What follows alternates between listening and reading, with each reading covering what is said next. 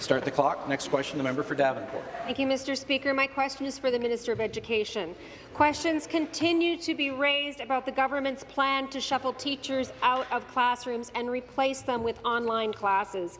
Last week, the Ontario Student Trustees Association called on the government to hit the brakes on this scheme, saying that, quote, different learning styles cannot be accommodated by an all-encompassing change in graduation requirements.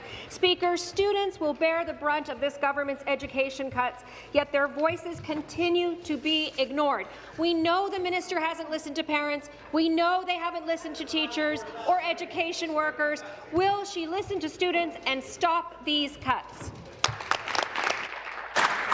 Minister, Minister of Education. Speaker, for the opportunity to set the record straight. Wow. Speaker, the reality of today is we need to be embracing technology for good. And when it comes to online opportunities for our students, I think we should all agree in this House, we want to make sure that they have every opportunity to put their best foot forward.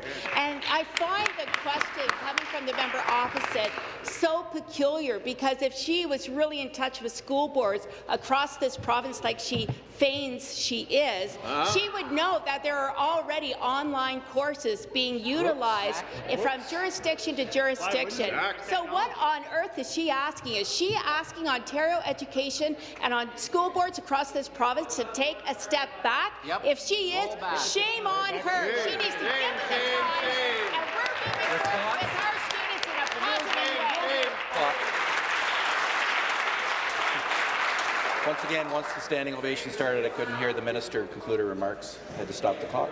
Interrupt her. Start the clock. Supplementary. Thank you, Mr. Speaker. Online opportunities, Mr. Speaker, online opportunities. This is not about 21st century learning. This is not about technology. This is about making students take courses online that are now mandatory. Mr. Speaker, this is about removing 10,000 teachers from our classrooms. Students are right to be worried about their future. They are right to be worried. They're wondering how they will concentrate in classes as large as 40. They're afraid they and their siblings will fall behind when they're forced to take a class online with no support. And they're worried about how they'll navigate the transition to college or university or be ready to contribute to the economy when their guidance counsellors are cut. Speaker, will the minister have the courage to stand up for students, or will she simply carry on with the Premier's endless quest for cuts? Minister.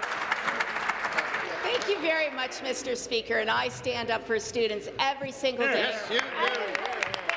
No digital party. Honest to goodness, Speaker, I can't even believe how disconnected that member opposite and her entire party is. My goodness, we should be celebrating how we're already leading the way. TVO, TFO, people and jurisdictions around the world are coming to them for the online advances that they're making with online courses. And the fact of the matter is, Davenport, again, if the party opposite was actually truly connected with our school boards across this province, they would know online courses are already happening. And again, what is wrong with making sure that our students on minimum once a year embraces technology for good and having so many opportunities that the internet provides? We are going to continue to push the bar and make sure Ontario education is worth. Thank you. Thank you. Thank you.